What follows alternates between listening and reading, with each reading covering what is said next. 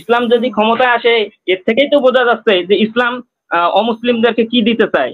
ইসলাম অমুসলিমদের হক প্রতিষ্ঠা করতে চায়। এটা তেনারা যে এত দুর্বল ভাবে নেবে, এটা আমার আসলে বোধগম্য হলো না।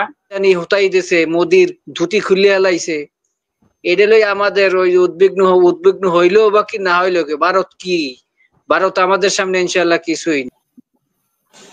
ভারতে উদ্বেগ প্রকাশ করেছে আওয়ামী লীগের কার্যক্রম নিষিদ্ধ করার জন্য।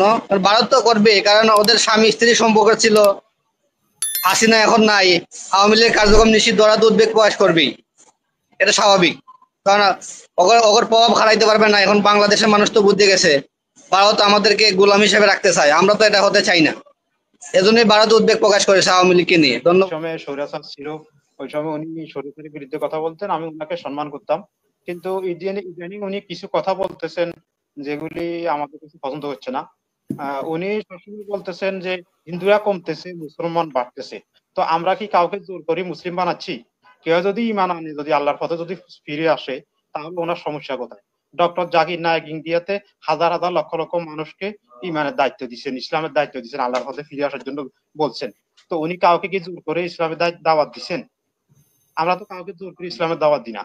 ওনাকে আমরা সম্মান করি, উনিও আল্লাহর বান্দা, আমরাও আল্লাহর বান্দা। ওনাকে অনুরোধ করি যে আপনি শিরিক ছাইড়া দেন, আল্লাহর পথে ফিরে আসেন। আরেকটা এখন মূল বিষয় আছে গোবিন্দ প্রমাণিক দাদার প্রতি। উনি একে মুখে দুই রকম কথা বলতেছে কিনা এটা মানে মনে হচ্ছে। কারণ যখন জামাতের বিভিন্ন সমাবেশে যায়, তিনি যেভাবে কথা বলেন, আজকে কেন জানি তার সম্পূর্ণ ভিন্ন ভাবে কথা বললেন তিনি।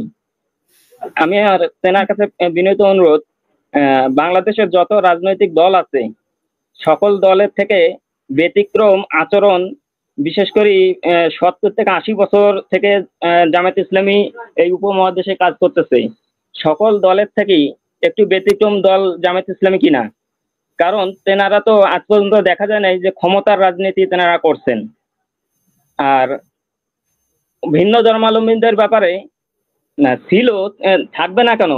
যদি লুটপাট, যেমন জামায়াত ইসলামীর বিগত সময়ে 2জন মন্ত্রী ছিল, অসংখ্য এমপি ছিল, 2জন মন্ত্রী থাকা অবস্থায় 3টি মন্ত্রণালয় চালাইছে, তারা কি 1 টাকা দুর্নীতি করতে পারতো না? ক্ষমতার রাজনীতি তো এটাকেই বলে যে ক্ষমতা পাওয়ার অর্থ হচ্ছে কিছু আয় করা, কিছু পাওয়া।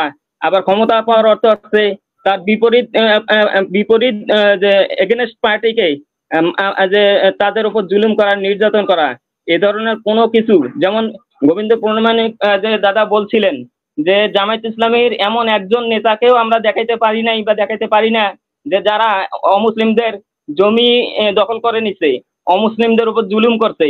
তাহলে ইসলাম যদি ক্ষমতায় আসে, এর থেকেই তো বোঝা যাচ্ছে যে ইসলাম অমুসলিমদেরকে কি দিতে চায়। ইসলাম অমুসলিমদের হক প্রতিষ্ঠা করতে চায়।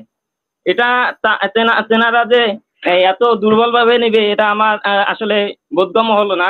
আর সর্বশেষ একটি কথা, আমরা আমাদের যে অমুসলিম বন্ধুরা আছে, আমরা বেশিরভাগে দেখছি তারা তাদের ধর্মের সাবজেক্ট না নিয়ে, আমরা একসঙ্গে পড়াশোনা করছি, ইসলামের ইতিহাস নিয়ে তারা পড়াশোনা করে। তো তারা সেখান থেকে ইসলাম থেকে কি মেসেজটা তারা পাচ্ছে। তো বিশেষ করে অনুরোধ জানাবো যে একই মুখে যেন দুই কথা না হয়, আপনারা যা বাস্তব তাই। এতে যদি জামায়াত ইসলাম হকের মধ্যে থাকে তো থাকবে, যদি মনে হয় যে না হকের মধ্যে নাই, তাদেরকে ছুঁড়ে ফেলে দেন। কিন্তু একে মুখে দু কথা বলা, এটা জাতিকে বিভ্রান্ত করা হয়ে যায়। অনুরোধের মধ্য দিয়ে মেসেজ চলে যাবে সংগঠনের দায়িত্বশীলদের কাছে, ইনশাল্লাহ মেসেজ এর মধ্য দিয়ে চলে যাবে। কারণ আমাদের অসংখ্য নেতা কর্মীরা থেকে নিয়ে শুরু করে সকলেই প্রত্যেকটা বিষয়ে সজাগ দৃষ্টিতেই পথ চলে এবং এমন কোন কাজ করার চেষ্টা করে না। একটু বিষয় জানতে চাইছিলাম রবি ভাইয়ের কাছে, বা বাংলাদেশ দূতা বা বাংলাদেশের যে মেইন পাওয়ার হয় সৌদি আরবের বিষয়ের ব্যাপারে। আমি আজকে সাবজেক্টের বাইরে কথাটা বলতেছি একটু মানে অবগতির জন্য। আপনার এখান থেকে অনেকটা রেসপন্স পাওয়া গেছে আপনার চ্যানেলে কথা বলার কারণে। তো আমি জানতে চাইতেছি যে মানে বাংলাদেশের মেন পাওয়ার দিতে বিষয়ের কি সমস্যা হচ্ছে, 1-1.5 মাস 2 মাস লাগা দিতেছে তারা, এই ব্যাপারে কোনো পদক্ষেপ নেওয়া যায় কিনা রবি ভাইয়ের কাছে আমার একটা আবেদন থাকবে আর কি। আপনার যদি কোনো চ্যানেল থাকে একটু জিনিসটা একটু দেখবেন আর কি। আর বিশেষ করে আমরা গোবিন্দ দাদা আমাদের সংগ্রামের একজন হাতিয়ার হিসেবে আছিল, তো ওনার প্রতি আমরা সবাই সহনশীল ভাবে আলোচনা করব বা দেখাবো, এটা হলো আমার আবেদন আর কি রবি ভাইয়ের কাছে। কর্মকাণ্ড নিষিদ্ধে ভারতের যে উদ্বিগ্ন,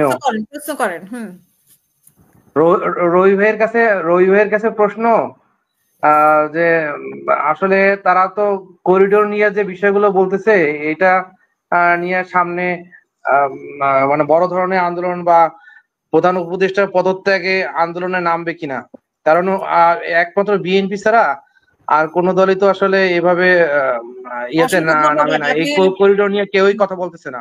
ভারত যে আওয়ামী লীগ নিষিদ্ধ কার্যক্রমের যে বিষয়টা জয় সিয়াল বলছে, ওটা ওনারা উদ্বেগের, আমি যেটা মনে করছি বাংলাদেশ এখন সঠিক পথে আছে।